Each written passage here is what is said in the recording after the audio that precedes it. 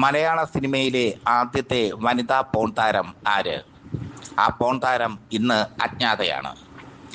അവർ porn താരമായത് 1988 പുറത്തിറങ്ങിയ ആദ്യ പാപം എന്ന ചിത്രത്തിലൂടെയാണ്. പി ചന്ദ്രകുമാർ സംവിധാനം ചെയ്ത ആദ്യ പാപം. അവരുടെ പേര് അഭിലാഷ. പുതിയ തലമുറയ്ക്ക് അജ്ഞാതമാണ് ഈ നാമധേയം.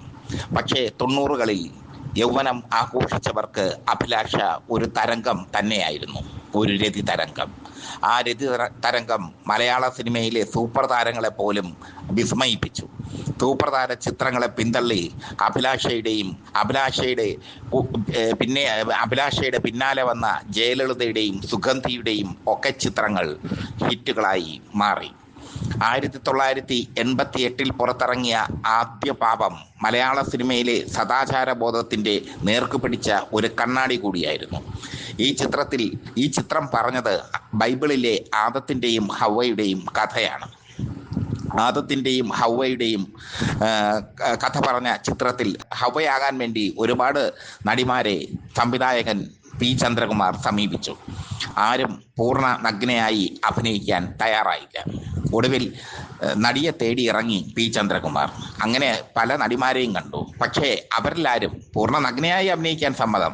പക്ഷെ അവരിലാരും ഹവയാകാൻ പറ്റിയ മുഖവും ശരീരവടിവും ഉള്ളവർ ആയിരുന്നില്ല. ഒടുവിൽ ചന്ദ്രകുമാറിന്റെ മുമ്പിൽ അഭിലാഷ എത്തി. കർണാടകയിലെ ഏതോ ഒരു ഗ്രാമത്തിൽ ജനിച്ചു വളർന്ന അഭിലാഷ. അവർ അപ്പോൾ ബാംഗ്ലൂരിലായിരുന്നു. മോഡലിംഗ് രംഗത്തൊക്കെ പ്രവർത്തിക്കുന്നു, മോഡലാകാൻ ആഗ്രഹിക്കുന്നു അവർ. അഭിലാഷയിൽ ചന്ദ്രകുമാർ ഹവ്വയുടെ മുഖം കണ്ടു. അതൊരു അസാധ്യമായൊരു മുഖമായിരുന്നു. അഭിലാഷയുടെ ചുണ്ടുകൾ, ചുവന്ന ചുണ്ടുകളും വിടർന്ന കണ്ണുകളും ശരീരവടിവും ഒക്കെ ചന്ദ്രകുമാർ ശ്രദ്ധിച്ചു. ചന്ദ്രകുമാർ പറഞ്ഞു, പൂർണ്ണ നഗ്നയായി അഭിനയിക്കണം. അഭിലാഷ തയ്യാർ. എത്ര രൂപ പ്രതിഫലം വേണം? ചന്ദ്രകുമാർ ചോദിച്ചു. അഭിലാഷയ്ക്ക് ഉത്തരമില്ല. പിന്നീട് പറഞ്ഞു, 3000 രൂപ. അവർക്ക് 3000 രൂപ അന്ന് വലിയ ഒരു കാര്യമായിരുന്നു. ചന്ദ്രകുമാർ ചിരിച്ചുപോയി. എന്തായാലും ആദ്യ പാപം റിലീസ് ചെയ്തു. അത് ഒരു തരംഗമായി മാറി, ട്രെൻഡ് സെറ്ററായി മാറി. 3000 രൂപയ്ക്ക് പകരം പി ചന്ദ്രകുമാർ അഭിലാഷയ്ക്ക് കൊടുത്തത് 3 ലക്ഷം രൂപ. പിന്നീട് അങ്ങോട്ട് രതിചിത്രങ്ങളുടെ ചാകരയായിരുന്നു. ഒരു കാലത്ത് സൂപ്പർ ഹിറ്റ് സംവിധായകരായിരുന്ന പി ചന്ദ്രകുമാറും കെ എസ് ഗോപാലകൃഷ്ണനും എൻ ശങ്കരൻ നായരും ഒക്കെ മത്സരിച്ച് രതിചിത്രങ്ങൾ ഒരുക്കി. സുഗന്ധി, ജയലളിത തുടങ്ങിയ, പുനംദാസ് ഗുപ്ത തുടങ്ങിയ നടിമാർ കടന്നു വന്നു. അക്കാലത്ത് അവരുടെ രതിചിത്രങ്ങൾ തരംഗമായി മാറി. സിൽക്ക് സ്മൃതിയും മലയാള സിനിമയിൽ 2 രതിചിത്രങ്ങളിൽ അഭിനയിച്ചു. ഒന്ന് മിസ് പമീല, മറ്റൊന്ന് ലയനം സംവിധാനം ചെയ്തത് പ്രശസ്ത സംവിധായകൻ തുളസീദാസ് ആയിരുന്നു. മിസ് പമീല സംവിധാനം ചെയ്തത് പ്രശസ്ത സംവിധായകൻ ചെല്ലപ്പനായിരുന്നു. അങ്ങനെയൊക്കെ നല്ല സംവിധായകർ രതിചിത്രങ്ങൾ ഒരുക്കാൻ തുടങ്ങിയ ഒരു കാലം, ഒരു വല്ലാത്തൊരു കാലമായിരുന്നു 90കളിൽ യൗവനം ആഘോഷിച്ചവർക്ക് അക്കാര്യം അറിയാം. സൂപ്രധാന ചിത്രങ്ങളെക്കാൾ ഇനീഷ്യൽ കളക്ഷൻ അഭിലാഷയുടെ ചിത്രങ്ങൾ നേടുന്ന അവസ്ഥ. ആദ്യ പാപത്തിന് ശേഷം പി ചന്ദ്രകുമാറിന്റെ കാനന സുന്ദരി എന്ന ചിത്രത്തിലും അഭിലാഷ പൂർണ്ണ നഗ്നയായി അഭിനയിച്ചു. അഭിലാഷയുടെ രഹസ്യ ഭാഗങ്ങളും വലിപ്പമേറിയ മാറിടങ്ങളും ഒക്കെ കാനന സുന്ദരിയിൽ തുറന്നു കാണിച്ചു പി ചന്ദ്രകുമാർ. പക്ഷേ ഈ പി ചന്ദ്രകുമാറും കെ എസ് ഗോപാലകൃഷ്ണനും പെൺപിടിയന്മാരാണെന്ന് കരുതരുത്. അവരൊക്കെ മാന്യന്മാരായിരുന്നു. ജീവിക്കാൻ വേണ്ടിയാണ് അവർ ഈ സിനിമകൾ ചെയ്തത്, അല്ലാതെ വ്യഭിചരിക്കാൻ വേണ്ടിയായിരുന്നില്ല. ഇന്നിപ്പോൾ ഹേമ കമ്മിറ്റി റിപ്പോർട്ടൊക്കെ പുറത്തു വരുമ്പോൾ പല മാന്യ സംവിധായകരുടെയും മാന്യ നടന്മാരുടെയും ഒക്കെ മുഖംമൂടി അഴിഞ്ഞു വീഴുന്നുണ്ട്. പക്ഷേ പി ചന്ദ്രകുമാറും കെ എസ് ഗോപാലകൃഷ്ണനും എൻ ശങ്കരൻ നായരും ഒക്കെ വ്യഭിചരിക്കാൻ വേണ്ടിയല്ല സിനിമ എടുത്തത്. അവർക്ക് സിനിമ ചെയ്യണം. പക്ഷേ അക്കാലത്ത് സൂപ്പർ താരങ്ങളും മറ്റു താരങ്ങളും ഒന്നും അവർക്ക് ഡേറ്റുകൾ കൊടുത്തില്ല. ഈ സാഹചര്യത്തിൽ അവർ സ്വാഭാവികമായി രതിചിത്രങ്ങൾ ഒരുക്കിയെന്ന് മാത്രം. ജയദേവനായിരുന്നു മറ്റൊരു സംവിധായകൻ. അദ്ദേഹത്തിന്റെ യഥാർത്ഥ പേര് പുരുഷൻ ആലപ്പുഴ എന്നായിരുന്നു. ഒരു കാലത്ത് നല്ല തിരക്കഥാകൃത്തും സംവിധായകനുമായിരുന്നു അദ്ദേഹം പിന്നീട് ജയദേവൻ എന്ന പേരിൽ രതിചിത്രങ്ങൾ ഒരുക്കി. എന്തായാലും ഇതിന് വലിയ ആയുസ്സുണ്ടായില്ല. കാരണം ഈ സദാചാരത്തിന്റെ കൊടുവാൾ ഉയർത്തി സിനിമയുടെ മേലാളന്മാർ രംഗത്ത് വന്നു. രതിചിത്രങ്ങൾ പാടില്ല, രതിചിത്രങ്ങൾ സെൻസർ ബോർഡ് സെൻസർ ചെയ്യുന്നില്ല എന്നൊക്കെയായിരുന്നു പരാതി. ഈ ആദ്യ പാപത്തിന് സെൻസർ ബോർഡിന് ഒന്നും ചെയ്യാൻ പറ്റിയില്ല. കാരണം ബൈബിളിൻ്റെ കഥ പറഞ്ഞ ചിത്രമായിരുന്നു. അതുകൊണ്ട് തന്നെ അതിൽ കട്ട് വരാൻ പാടില്ല. കാരണം ബൈബിളിൻ്റെ കഥ അതേപടി ചന്ദ്രകുമാർ ആവിഷ്കരിക്കുകയായിരുന്നു. പക്ഷേ സിനിമയിലെ മേലാളന്മാർ രതിചിത്രങ്ങൾക്കെതിരെ കലാപം ഉയർത്തിയപ്പോൾ സെൻസർ ബോർഡിൻ്റെ കത്രിക രൂക്ഷമായി. പിന്നീട് പ്രധാനപ്പെട്ട രതിരംഗങ്ങളെല്ലാം കട്ട് ചെയ്താണ് ഈ സിനിമകൾ തിയേറ്ററിൽ എത്തിയത്. ഇതോടൊപ്പം അഭിലാഷയോടൊപ്പം കടന്നു വന്ന മറ്റൊരു നടിയെ കുറച്ചുകൂടി പറയണം.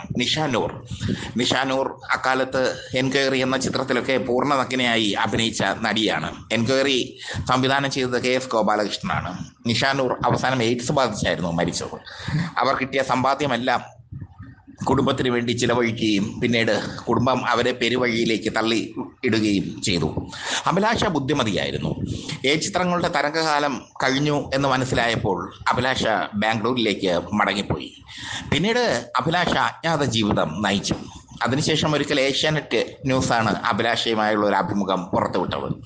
വളരെ കൂളായി നിൽക്കുന്ന അഭിലാഷ അന്നത്തെ ആ ശരീരവടുവും സൗന്ദര്യവും ഒക്കെ കുറച്ചൊന്ന് കുറഞ്ഞിരുന്നു. അല്പം തടിച്ചിട്ടായിരുന്നു അഭിലാഷ എന്ന്. താനും തൻ്റെ ഭർത്താവും തൻ്റെ മക്കളും, അതാണ് അഭിലാഷയുടെ ജീവിതമെന്ന് അവർ പറഞ്ഞു. അവർ ജീവിതത്തിൻ്റെ ഏതോ ഒരു തുരുത്തിൽ ഒതുങ്ങിക്കൂടി. പിന്നീട് അവരെക്കുറിച്ച് ആരും അറിഞ്ഞിട്ടുമില്ല. അഭിലാഷ ബാംഗ്ലൂരിൽ ബിസിനസ് നടത്തുന്നു എന്നാണ് അറിവ്. അവർ ഓർക്കുന്നുണ്ടാകുമോ പഴയ കാലത്തെ പറ്റി എന്നൊരു രസകരമായൊരു നമുക്ക് ചോദിക്കാം. പക്ഷേ അവർ ഓർക്കുന്നില്ലായിരിക്കും അക്കാലത്തെ പറ്റി. കാരണം ജീവിക്കാൻ വേണ്ടിയാണ് ഇവർ രതിചിത്രങ്ങളിൽ അഭിനയിച്ചത്. രതിചിത്രങ്ങളാണ് ഇവർക്ക് അതിജീവനം നൽകിയത്.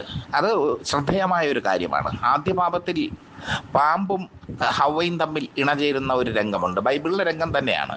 അതിൽ പരിപൂർണ നഗ്നയായാണ് അഭിലാഷ ആ രംഗത്തിൽ അഭിനയിച്ചത്. മാത്രമല്ല, ആ സിനിമയിൽ ആദ്യ അവസാനം തുണിയില്ലാതെ അഭിനയിക്കാനുള്ള ചങ്കുറപ്പ് അഭിലാഷയ്ക്ക് ഉണ്ടായി. എന്തായാലും ഒരു കാലഘട്ടം അഭിലാഷയുടെ കാലഘട്ടം തന്നെയായിരുന്നു.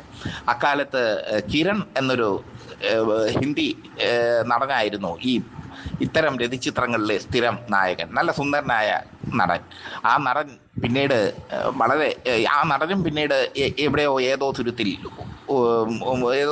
തുരുത്തിലായിപ്പോയി. മറ്റൊരു നടൻ കപിൽ ദേവ് ആയിരുന്നു. കപിൽ ദേവ് കൽപ്പന ഹൗസ്, കാനന സുന്ദരി, 1000 കണ്ണുകൾ തുടങ്ങിയ ചിത്രങ്ങളിലൊക്കെ അഭിനയിച്ചു. അതൊക്കെ അക്കാലത്ത് വലിയ ഹിറ്റായ ചിത്രമായിരുന്നു. സിൽക്ക് സ്മിതയും അനുരാധയും ഒക്കെ അക്കാലത്ത് രതിചിത്രങ്ങളുമായി വന്ന് പ്രേക്ഷകരെ വിസ്മയിപ്പിച്ചു, പ്രേക്ഷകരെ ത്രസിപ്പിച്ചു. അതൊരു കാലം, വല്ലാത്തൊരു കാലം. അഭിലാഷ ഉണ്ടാക്കിയ രതിചിത്ര തരംഗം ഇനി ഉണ്ടാവാൻ സാധ്യതയില്ല. കാരണം യൂട്യൂബിൽ എല്ലാം ലഭ്യമാണ്, സോഷ്യൽ മീഡിയയിലെല്ലാം ലഭ്യമാണ്. ഇനിയൊരു രതിചിത്രം തിയേറ്ററിലെത്തിയാൽ ഓടത്തുമില്ല. കാരണം അതിൻ്റെ കാലം കഴിഞ്ഞു പോയി. ആദ്യ പാപം ക്ലാസിക് ചിത്രമായിരുന്നു P. ചന്ദ്രകുമാറിൻ്റെ. അത് ഇവിടെ പ്രത്യേകം സൂചിപ്പിക്കാതെ വയ്യ. കാരണം ആദത്തിൻ്റെയും ഹവ്വയുടെയും കഥ പറഞ്ഞ ആ ചിത്രത്തിന് ഒരുപാട് മൂല്യമുണ്ടായിരുന്നു.